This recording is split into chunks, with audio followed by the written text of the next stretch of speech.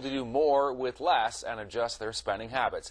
In fact, getting off the so-called work-spend treadmill is good news for certain folks. There are even websites out there challenging us to live with just 100 personal items, no more. That's books, clothes, you name it, altogether only 100. In a world that's focused on more money, more success, more things, the question is, will more make you happy? Dr. Shirley Steinberg is back with us today. You know, we are, for the most part, fair to say, a consumer culture. This economic recovery and recession has sort of triggered a lot of people to do a rethink about, do I need all this stuff? Yes, and it's not going to hurt us. No, it's not going to hurt us to take stock of what we have. I, myself, a consummate shopper. Now, if I buy something, I have to get rid of 3 things. That's my little rule. So 1 pair of shoes means 3 goes, which embarrasses you when you know how many pairs of shoes you have. I think we are a consumption society. We're obsessed with consumption. This crunch, even though it hasn't hit Canada as badly as it has other countries, should make us take stock. They talk about, you know, less being more. Do you think that's true? Well, I think it is. I mean, I was a theater director. I know less was more in theater. I know less is more in performance. I know less is more in decorating. That you can over-decorate, but if you just do something simple. As a writer, I know less words makes better sense than too many adverbs. So I think that less can be more and give more of an impact, actually. And we are in a society as well where there's a fierce competition on the part of a lot of people, the idea of trying to outdo the Joneses, so to speak, and outdo our neighbors, outdo our colleagues, outdo our friends. Right, and I think that depends on, you know, our culture, where we live, and sometimes it's cultural, sometimes it's the neighborhood, sometimes it's school. School kids are hugely impacted by having to consume. I mean, a pair of runners, which I will make nameless, runs around $150 to $200 a pair. So when you're starting school right now in September with your kids, are you going to spend $200 for a pair of shoes for your kids just so they can say they have them?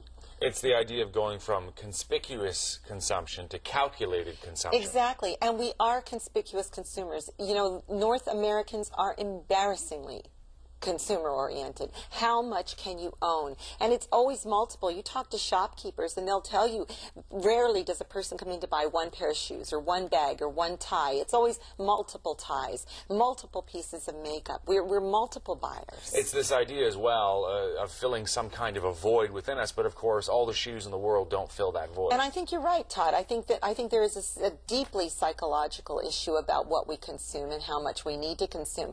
There are magazines on the market. There's one that I really like called Real Simple, and it's how to streamline one's world but still have finesse and have a good look. And I think this website, you talk about paring down to 100 personal items would be very difficult. Well, I was thinking about it, and I was thinking, you know, if I had to add up my jeans and my runners and my T-shirts, I'd probably have 150 items just there. And you're being modest, I'm guessing. Yeah, so, yes. You know, but there's other surveys that show that when you do this, or when you are a little bit more frugal in an era of frugality, you can bring more happiness into your life. I think if you're not worrying about how you're going to pay for all that you've consumed, of course. Other things, like I travel a huge amount. I have stopped bringing things home. If I buy anything, it's something I can consume, like maybe something from duty-free to drink, or I buy earrings. So from every country I go to, if I see a pair of earrings I like, I can pack them and not have to have extra suitcases to get home. And they also talk about experiential things, spending on experiences versus things. I love this idea that go for a 3-day vacation instead of buying a new set of skis, or take in a concert, go to a good wine bar, go to a jazz club, something like that. But will it make you happy, Shirley? I think it's who you're with that makes you happy, Todd. Well, you make me very happy. And you make me happy. You make me so very happy. Thanks very much. Visit ctvmontreal.ca for the latest news. Plus, join the discussion and get instant updates through Facebook and Twitter. Stay informed and stay in touch. We all know there are germs on the surfaces of our mouth. But what we might not all know is that those germs can build